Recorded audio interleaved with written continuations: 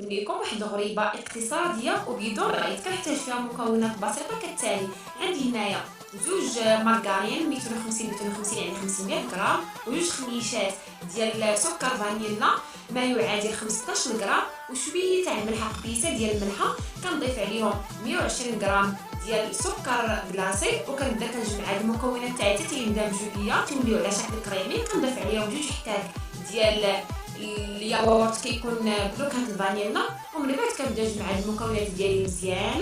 كنضيف عليهم نص لتر تاع زيت المائده، وكنبدا كنخلط المكونات ديالي حتى كنحصل على واحد الشكل كريمي لين.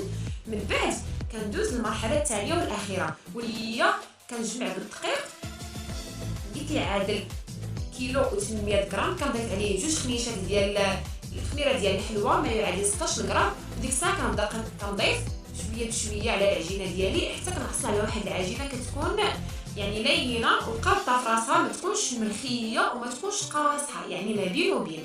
بالنسبه للكميه تاع الدقيق اللي عطيتكم كيلو و800 غرام راها كميه مضبوطه جدا، ولكن يمكن على حسب جوده الدقيق يمكن تقدروا تزيدوا تقدروا تنقصوا. اذا بانت لكم العجينه تاعكم تجمعات ولات هي هذيك يعني العجينه ديال الحلوه ديال الغريبه نورمال، واخا تشط لكم واحد شويه يمكن لكم ما ديروش.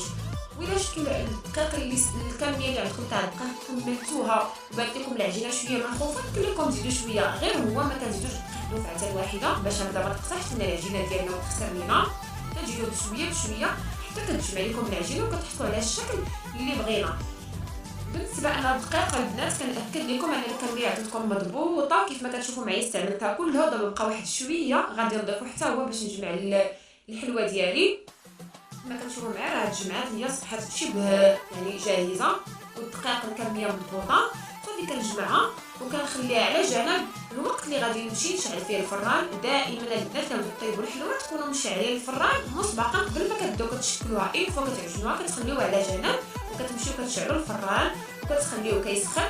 كتوجدوا الطاوات ديالكم حداكم، يعني يكون كلشي عندكم، يعني تخدموا بالترتيب باش هكذا تكونوا مرتاحين في الخدمه، والخدمه تاعكم كتكون يعني هي هذيك. ما يعني داكشي اللازم راكم كديروه، ماشي حتى كتشعلوا الفران حتى كتوجدوا الحلوه اللي كتمشيو كتشعلوا الفران هكذاك ما كتطلعش لكم الخدمه مزيانه. صافي ملي دابا وجدت المسائل ديالي كنبدا كنشكل الغريبات ديالي. بالنسبه للتشكيل عندكم الاختيار ديروا اي اشكال بغيتو بهاد العجينه اللي قدمت لكم. اي اشكال بغيتو كديروا. بالنسبه لي انا غادي نقدم لكم غير اشكال بسيطه واللي هي غريبه عاديه اللي غادي نشكلها بهذا. مثلا انا هذا الشكل الاول اللي بغيت نشاركه معكم يعني شكل بسيط، وحبيت نشارك معكم هذه الفكره. كناخذ ديك الملعقه ديال العسل وكنضغط بها حتى كتعطيني دوك الخطوط بحال هكذا، كتعطيني داك الشكل بحال هكذا يعني زوين وبسيط. هذه غير مجرد فكره، عجباتكم ديروها، ما عجباتكم ديروا الشكل الثاني. وهذه اصلا راه هاد الطريقه تاع الشكل الثاني واحد الطريقه زوينه وتقليديه كنا كنديروها ايام زمان فاش كنا صغار. الوالدين كانوا كيستعملوا بها بزاف هاد الطريقه، واللي هي ديال الفرشيط. يعني بعد ما كتكونوا واحد الغريبه صغيره كتاخذوا الفرشيطه ديالكم وكتضغطوا بها ثاني على ديك الغريبه حتى كيبان لكم دوك الخطوط، يعني واحد الشكل بسيط ولكن في نفس الوقت زوين وسهل، ما كيحتاجش واحد العناء كبير.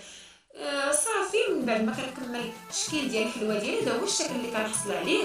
راه هذاك الشكل ديال الملعقه ديال العسل كيف ما كتشوفوا معايا كيكون شويه داخل، كتكون ما كتكونش بحال الشكل الاول مسطحه، كتكون بحال الشكل تاع الفرشيطه كيكون مسطح، وداك الشكل ديال الملعقه ديال العسل كيكون شويه داخل. هذا هو الفرق بيناتهم، ما كيتشابهوا، ما كاينش فرق كبير بيناتهم. صافي كندخل الحلوه ديالي كطيب. من بعد ما كطيب هذا هو الشكل اللي كتكون عليه، يعني كتكون محمره في حدود المعقول، ما كتكونش دايزه طيب وما كتكونش باقا خضره، كتكون بين وبين.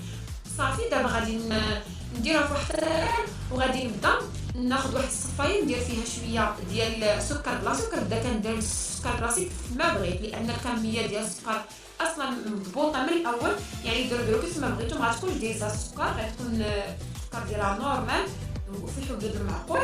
هذا هو الشكل اللي كنحصل عليه ديال الحليوات ديالي. كنتمنى هاد الوصفه تجربوها، وانا كنأكد لكم انها كديليشيشه. ينصح الخبراء اليابانيين باتخاذ الإجراءات التالية: سبسكرايب، لايك، كومنت، فيفورت.